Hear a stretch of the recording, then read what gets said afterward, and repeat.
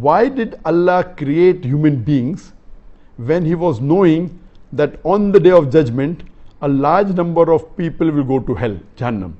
Does it not raise the question on the mercy of Allah? क्या अल्लाह जानबूझकर large number of people को जहन्नम में डालना चाहता है? Does Allah purposely wants to put a large number of people in hell? Nauz billah. The question is that why did Allah create the human being when He knew that on the day of judgment a large number will go to hell? The human being is a unique and one of the best creations of Allah subhanahu wa ta'ala. Unlike the other creations, all the other creations, they submit the will to Allah subhanahu wa ta'ala, they obey subhanahu wa ta'ala 100%, whether it be the trees, whether it be the stars, whether it be the sun, whether it be the animals, whether it be the birds, all of them are Muslim, they submit the will to Allah. Allah created two creations, the jinn and the men, the jinn and the human being. And the human being is a superior creation that they have a free will of their own. They can either obey Allah or they can disobey Allah.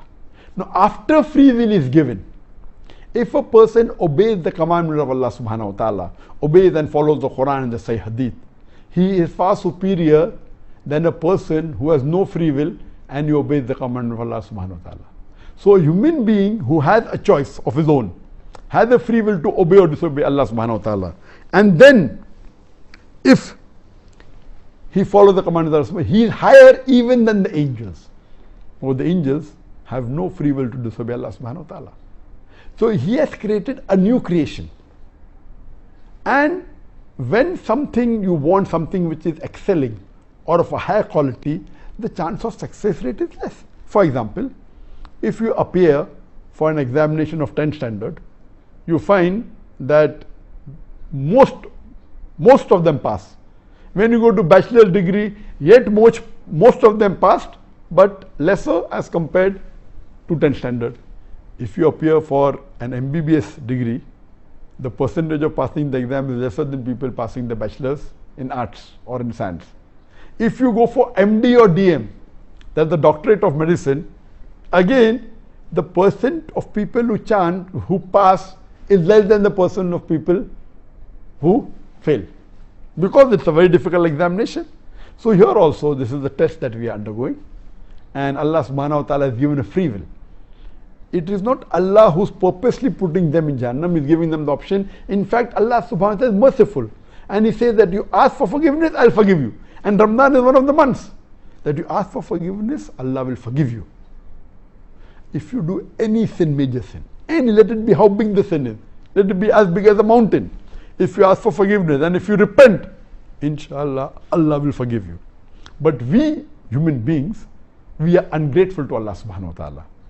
We do a mistake, we ask for forgiveness, Allah forgives us, then we go back to the sin.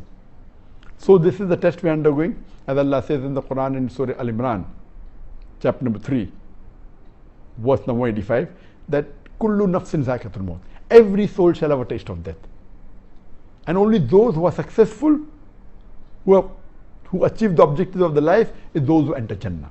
This life is nothing but mere play and amusement.